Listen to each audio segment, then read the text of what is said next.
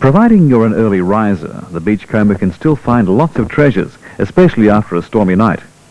We've found lots of unusual and beautiful shells and bottles on previous trips, but most of these finds have been on the southern part of the island, mostly because there have been less campers. In the 3 days that we were here, we searched the beach shores and found some very old jars, bottles, and also some beautiful shells. Well, after the heavy storm last night, we've got about approximately 20 to 25 knot winds blowing here. The girls have been frolicking along the beach, and they've found a lot of weird and interesting things here that have been washed up out of the ocean and unearthed through the sand dunes. They've got old bottles and shells, and even one that's quite rare, one of the larger ones. We'll go and have a closer look at them.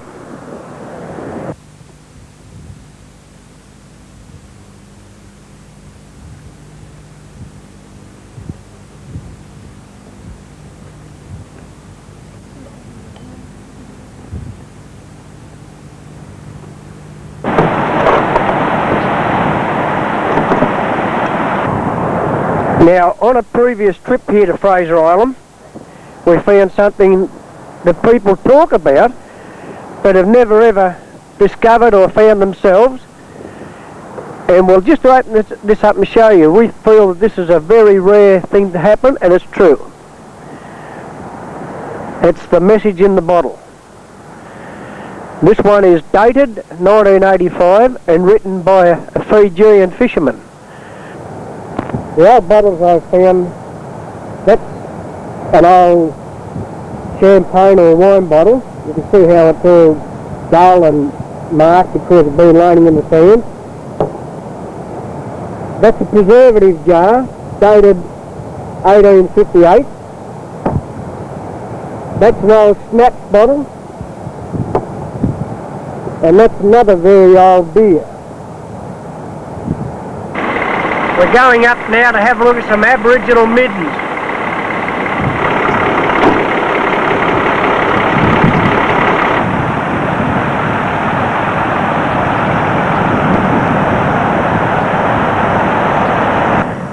We're at a Aboriginal midden site here.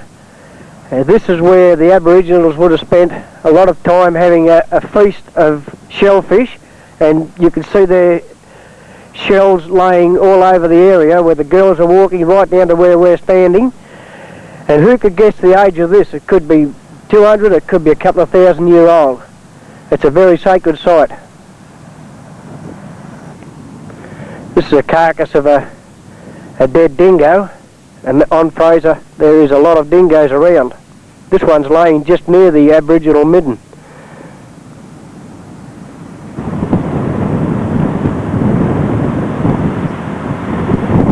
In my hand is a small tool that the Aborigines would have used to open their shellfish.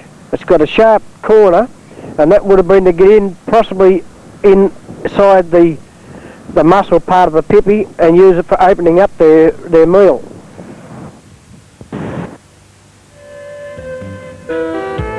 Aboriginal middens have been unearthed by the coastal winds. They can be seen in most areas along the beach and must not be disturbed.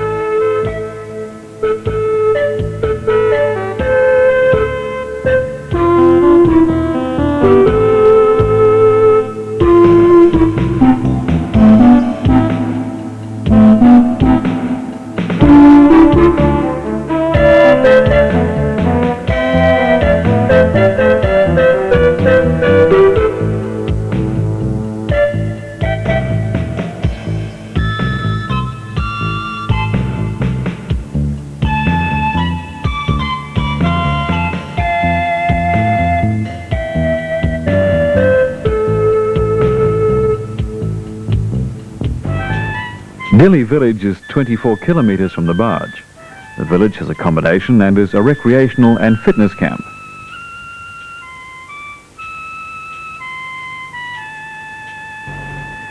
We leave Dilly village and head approximately 10 kilometres along the coast to Yurong.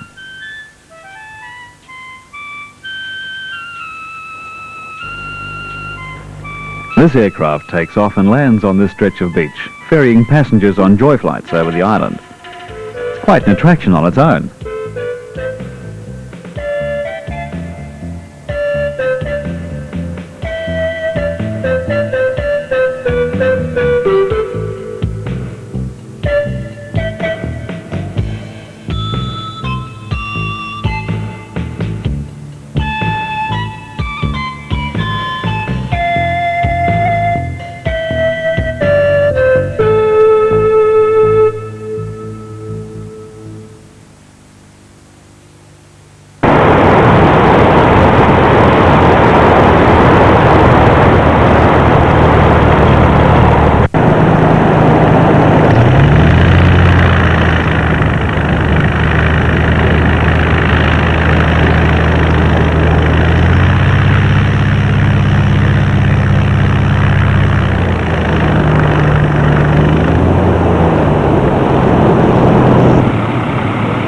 Eurong is about 35 kilometres north of Hook Point, where the barge lands.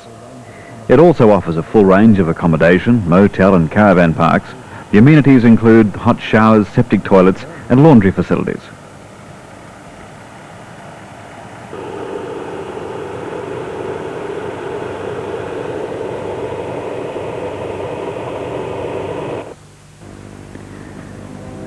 Leaving Eurong, we head west approximately 10 kilometres to Central Station, which is located halfway between Eurong to the east and Ungana to the west coast. From Central Station, there are clearly marked signposts north bringing you out at Lake Mackenzie, and you can continue on a scenic route to Happy Valley, which is approximately 30 kilometres from Central Station. There's also a clearly marked track that takes you down to Dili Village, heading south, with sights of at least half a dozen lakes.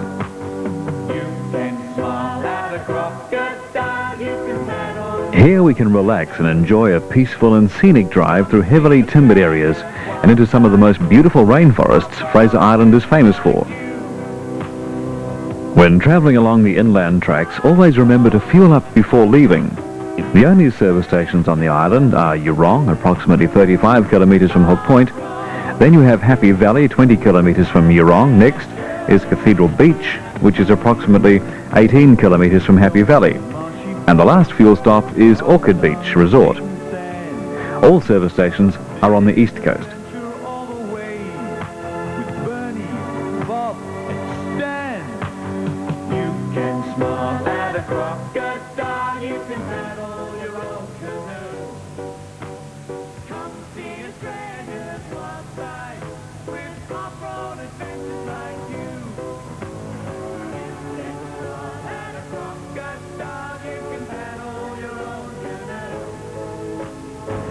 When visiting Fraser Island, Central Station is a must to see. Central Station has a beautiful camping and picnic area where one can camp nestled amongst the tall trees. Originally, Central Station was a forestry camp set up in the 1920s. Visit the information centre and spend a few minutes browsing around. It has a story all of its own.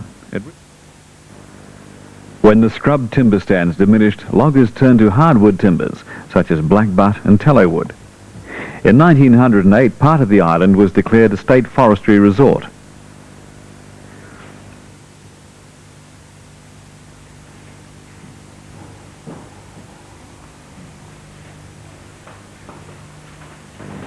The energetic bushwalker can spend hours walking through clearly marked, picturesque walking tracks.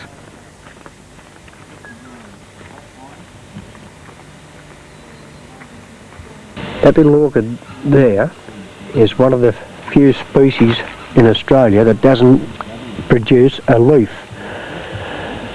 The small flower spike on the end of the stick just comes straight out of the root mass. Top of this tree just in front of me there's quite a large elkhorn. And while we've been looking around, just over on this old mossy log down here is the Cymbidium suave, or the snake orchid.